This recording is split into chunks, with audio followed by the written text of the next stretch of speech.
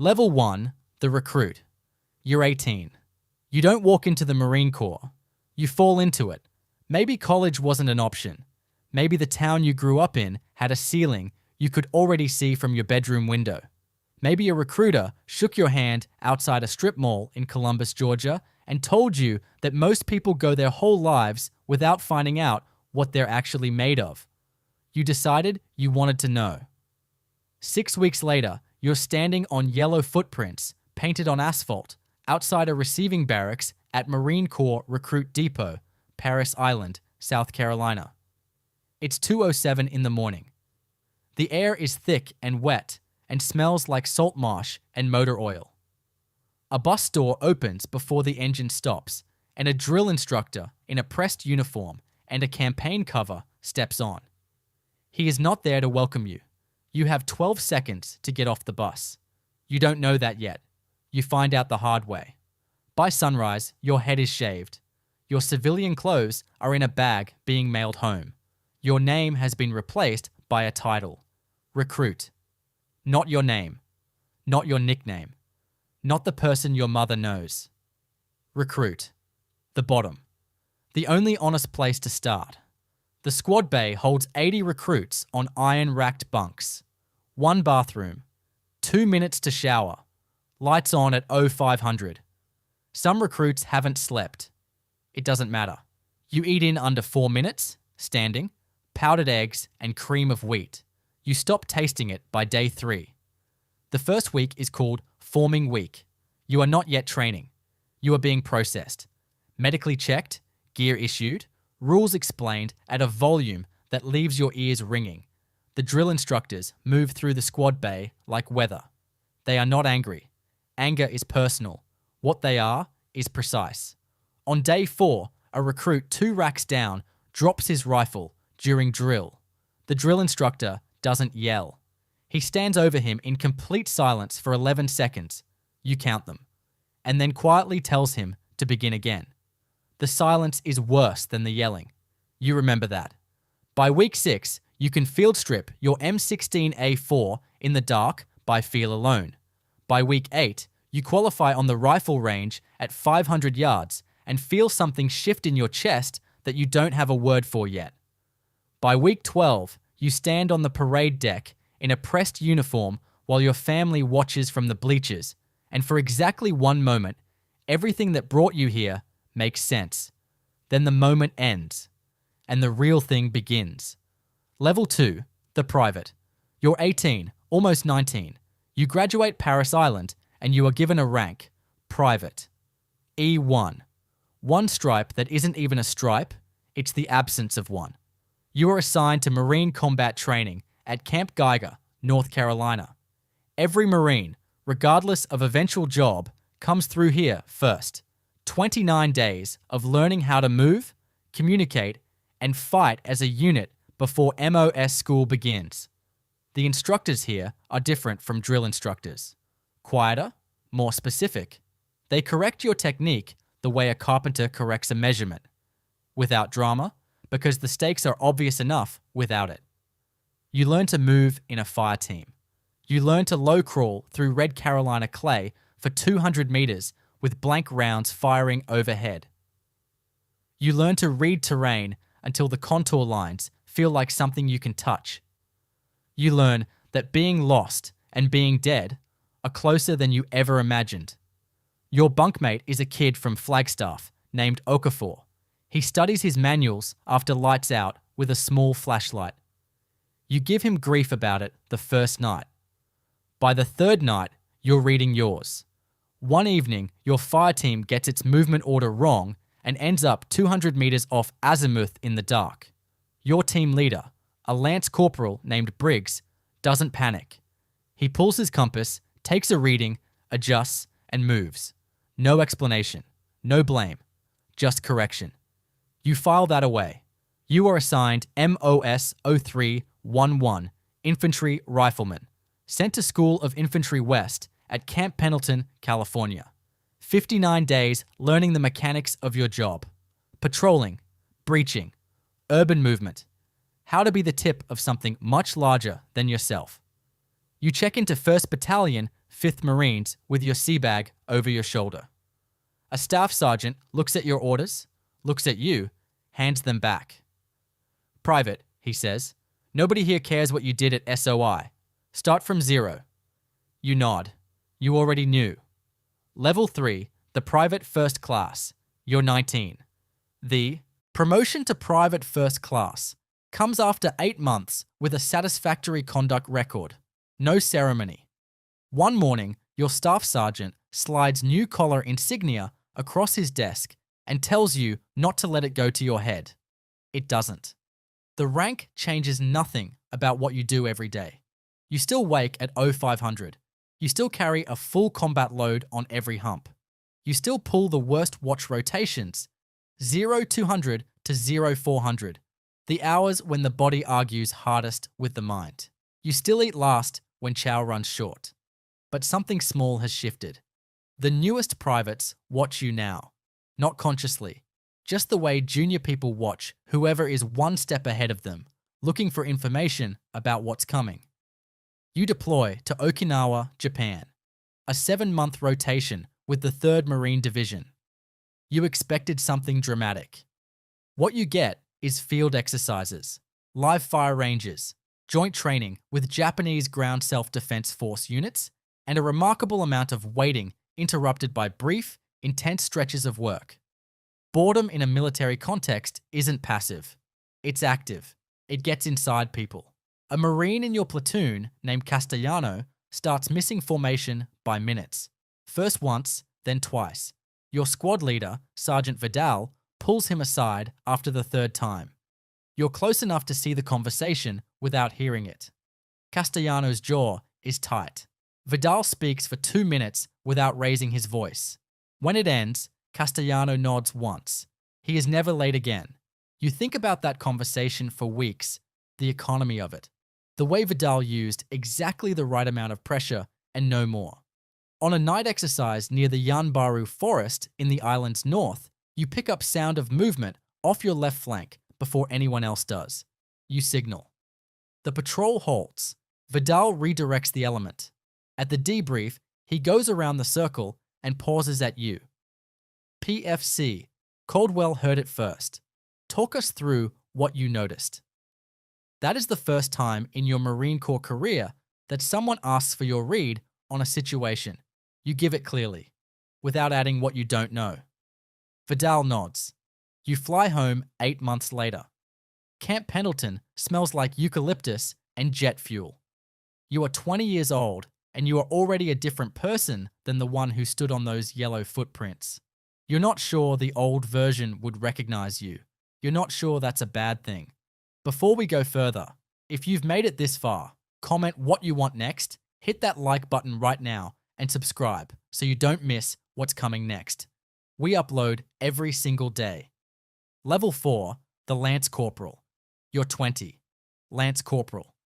E3, the last of the junior enlisted grades, and in the infantry, the rank that carries the most raw operational weight. Officers plan. Staff NCOs manage. Lance Corporals do. You are the hands of the institution. The work that cannot be delegated any further down stops with you. You are put in charge of 2 junior Marines. A private named Estrada from San Antonio. Fast, eager, irons his uniform every night out of genuine pride. And a private first class named Ren, who is technically your senior in time of service, but junior in grade. You manage the tension by never mentioning it. You treat Ren's experience as an asset. You ask his read on things. He stops testing you by the 3rd week. You deploy to the Horn of Africa. Camp Lemonnier, Djibouti. The heat is dry and total and indifferent. 110 degrees in the afternoon, and the ground reflects it back at you. You drink 3 liters before noon, and you're still thirsty. Your platoon runs security operations, convoy escorts, and partner force training with Djiboutian military units. Important work that is largely invisible. No cameras, no headlines, patrols along perimeters in the dark. Vehicle inspections before dawn. Radio checks every hour through the night. One evening, your convoy halts outside the wire during a route clearance. You're on the gun. You scan your sector and notice a shape that wasn't there on the last sweep. You call it up. No drama, just the report. It's a broken down civilian vehicle, 400 meters out. Harmless. Your vehicle commander, Corporal Agyamang, tells you after the patrol, "Good eyes." 2 words. You understand that in this environment, 2 words from a corporal is a paragraph from anyone else. You come home. All 3 members of your team come home. Estrada has a new tattoo. Ren got a letter while you were deployed. His mother remarried. He read it once, folded it into his cargo pocket, and never brought it up. You let him have that. You are learning the specific grammar of this institution. When to speak. When to stand next to someone and say nothing at all. When presence is the only thing you have to offer, and how to make it enough. Level 5, the Corporal. You're 22. Corporal, E4, the first rank in the Marine Corps at which you hold formal authority over other Marines. Every grade below this one executes. A corporal leads. You went before a promotion board. 4 staff, NCOs, in a room smelling like floor wax and old coffee. They asked you what you would do if one of your Marines came to you with a problem you weren't trained to handle. You said, "I'd find someone who was." They wrote something down. 2 weeks later, the promotion warrant was signed. You now lead a 4-man fire team. You know their emergency contacts by memory. You know who's sending money home to a sick parent, who hasn't been sleeping, who is 6 months from their EAS and already halfway gone in their head. You know these things not because you pried, because you paid attention and they eventually stopped hiding them. Your team deploys to Helmand Province, Afghanistan. The dust is fine as talcum powder, the color of old bone, and everywhere. In your teeth, under your eyelids, inside your weapon by morning if you don't cover it. You clean your rifle every night whether you fired it or not, because out here, neglect is the slowest enemy and the most reliable killer. Your fire team runs presence patrols through a village called Mian Poshte. Narrow streets, high walls. You move in a column. Point, rifleman, automatic rifleman, you. The formation has a logic. You trust it. An elder meets your patrol at a well near the center of the village. He's unhurried. He's seen many patrols. Through your interpreter, he tells you the road north was disturbed 3 nights ago. He doesn't say by who. You listen more than you speak. You drink the tea you're offered even though you're uncertain about it, because refusing is its own message. When you leave, nobody is shooting. That is the mission accomplished. 3 weeks later, your automatic rifleman, a Marine named Thibodeau from Lafayette, Louisiana, takes a fragment to the forearm during a close engagement near a canal. Not life-threatening. He ties it off one-handed, repositions, and keeps working. You put him in for a citation. Your platoon commander asks why you didn't pull him back from the line. Thibodeau made the call before I could, sir, and he made the right one. Your commander looks at you, then nods. You bring all 4 members of your fire team home. You will think about that one fact longer than you think about anything else from that deployment. Level 6, the sergeant. You're 25. The promotion to sergeant is not a reward. It is a transfer of weight. You lead a 9-man infantry squad now. 3 fire teams. 2 corporals beneath you. You are the last voice before orders become action, and the first voice after action becomes consequence. The distance between those 2 moments is where everything that matters happens. Your platoon commander is 2nd Lieutenant Hargrove, 23 years old, fresh from the basic school at Quantico. Technically your superior, practically learning from you. He has the rank. You have the deployments. You show him what you know without making him feel small about what he doesn't. Because a lieutenant who feels undermined makes decisions from ego instead of information. That balance is its own discipline. You maintain it every day. One of your corporals, Sutherland, has been arriving to formation 2 minutes late. Always a different excuse. Always the same pattern. You pull him in. No audience. Door closed. You sit across from him and ask one question. What's going on? His wife filed for divorce. He found out 10 days ago. He hasn't told anyone. You listen to all of it. Then you give him the number for the base chaplain and family services. And you tell him, without raising your voice, that the next time he is late for any reason, you will open a formal counseling file. You carry that lesson forward. A sergeant who only disciplines is a hammer. Everything starts looking like a nail. The job is knowing when you're holding the wrong tool. Level 7. The Staff Sergeant. You're 29. Staff Sergeant. E6. The Marine Corps has made a formal institutional decision about you.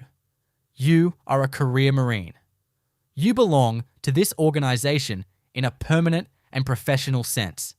You are assigned as platoon sergeant under a first lieutenant, responsible for the welfare, discipline, training, and daily readiness of 42 Marines.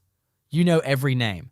You know who's counting days to their EAS and who would re-enlist tomorrow without a second thought. You treat them the same. Your platoon deploys to the Philippine Sea for a maritime pre-positioning exercise with naval assets and allied forces, Philippine Marines, Australian infantry. Most of it is rehearsal.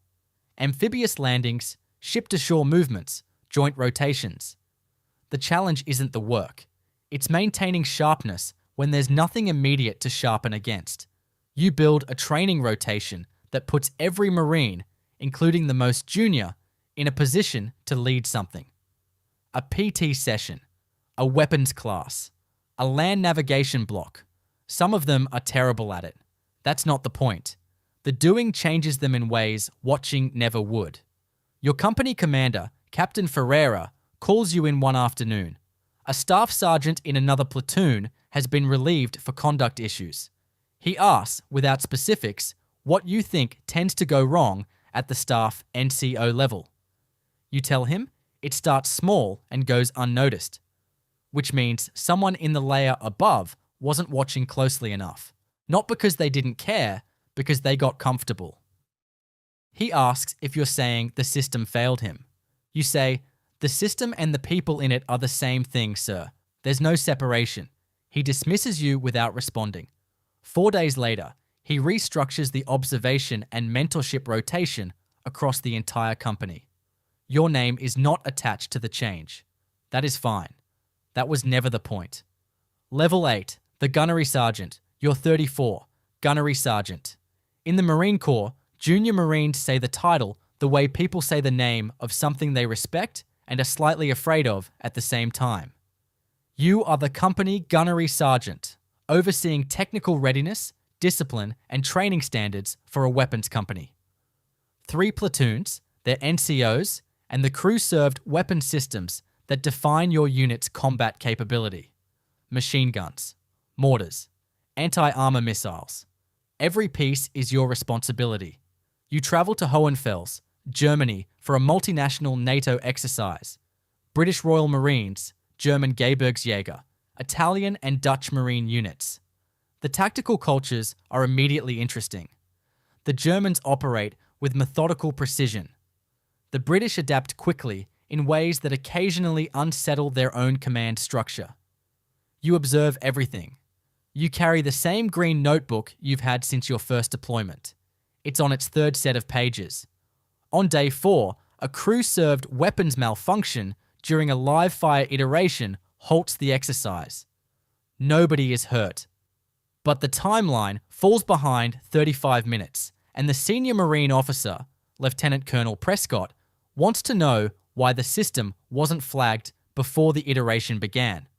The answer involves a maintenance log signed off incorrectly 2 days prior and a gap in the pre-exercise inspection checklist. Prescott wants names. You step forward. You tell him the accountability stops with you and that you will have a corrective action report on his desk by 1800. He looks at you for a long moment. You don't look away. The report is on his desk at 1715. It names the specific inspection gap and proposes a revised checklist with a dual verification requirement. The protocol is adopted across the regiment 5 months later. No one sends you a note about it. You don't expect one. Level 9, the first sergeant. You're 40, first sergeant. E8, the command track. You are the senior enlisted Marine of an entire company. The captain owns the mission. You own the people. There is a difference. The difference is everything. You are stationed at Marine Corps Base Quantico, Virginia, assigned to a company within the Marine Security Force Regiment. Your Marines guard high-value installations. The work demands constant professionalism with very little operational variation. Sustained excellence in a low-stimulation environment, the same challenge you faced at every level, wearing a different uniform each time. Every Marine in your company can walk through your door. Some come with paperwork problems. Some come with money problems. Some come with something that doesn't have a category yet, just a feeling that something is wrong they can't name. You listen to all of it. A sergeant named Pacheco comes to you in the 4th month. 14 months in grade, technically excellent, interpersonally sharp, and quietly being passed over for a billet she's more qualified for than the Marine who got it. She doesn't say that directly. She asks whether you think she should re-enlist. You ask her why she's really asking. She tells you. You listen. Then you tell her that being overlooked is information, not a verdict. That what she does with the overlooking will define the next 10 years, not the overlooking itself. Then you go to the captain and make the case for Pacheco with specifics and a paper trail. She gets the billet 6 weeks later. She never knows you made the case. You make sure of that. Because a first sergeant who does the right thing to be seen doing it has confused the job with the recognition. They are not the same thing. At the Marine Corps birthday ball, November 10th, you stand at the back of the room watching your Marines in their dress blues. You think about Okafor, studying manuals with a flashlight after lights out. You think about Vidal, who asked for your read on that night patrol when no one else did. You think about Thibodeau, who tied off his own arm one-handed and got back into the fight. The Marine Corps doesn't run on doctrine or equipment or the speeches of generals. It runs on people who decided to stay when staying was hard, and then on people who stayed long enough to make sure the next ones did the same. Level 10, the Sergeant Major of the Marine Corps. You're 48, and then 52. It begins with Sergeant Major, E9, the top of the enlisted structure. You are on the command track. You have always been on the command track. As Sergeant Major, you serve as Senior Enlisted Advisor to a Marine Expeditionary Force. You advise a 2-star general on enlisted readiness, training standards, and the human condition of tens of thousands of Marines. Your voice carries 30 years of ground-level experience. When you speak, people write things down. You've watched generals make decisions shaped by things you said in briefings weeks prior. You've also watched generals ignore your assessment entirely and spend months correcting what followed. You say nothing in those cases, not out of fear. Because a sergeant major who says "I told you so" has confused influence with ego. They are not the same thing. Then the call comes. The Commandant of the Marine Corps selects you personally for the position of Sergeant Major of the Marine Corps. There is one. One in the entire institution. You are it. You move to the Pentagon. You travel to every major Marine installation in the world. Pendleton, Lejeune, Okinawa, Bahrain, Djibouti, 29 Palms, Quantico, Paris Island. You brief congressional staff. You speak at funerals. You stand on parade decks and in mess halls and in forward operating bases. And you look at Marines at every stage of the journey you once walked. And you carry all of them into every room where decisions are made. Because that is the job, not to represent yourself. To represent them. The Lance Corporal, on watch at 0300, the Sergeant managing his squad in the rain, the Staff Sergeant who rewrote the training plan at midnight because the first version wasn't good enough. All of them, to the people at the very top. You return to Paris Island one final time. You stand at a podium in a building that smells like floor wax and boot polish and the same industrial cleaner you first encountered 34 years ago. 300 recruits sit in front of you. 6 weeks into training, head shaved, back straight, eyes forward. Tired in the specific way that people are tired when they are being rebuilt. You recognize the look. You wore it once. You tell them one thing. The Marine Corps will take everything they give it. Their time, their comfort, their sleep, their holidays, their certainty about who they are. It will take all of it and use all of it, and the institution will continue regardless. The only question worth asking, quietly, alone, not for anyone else, is whether the person they become in exchange is worth the price of becoming them. You step back from the podium. 300 recruits sit in silence. You have been asking yourself that question for 34 years. You still haven't stopped.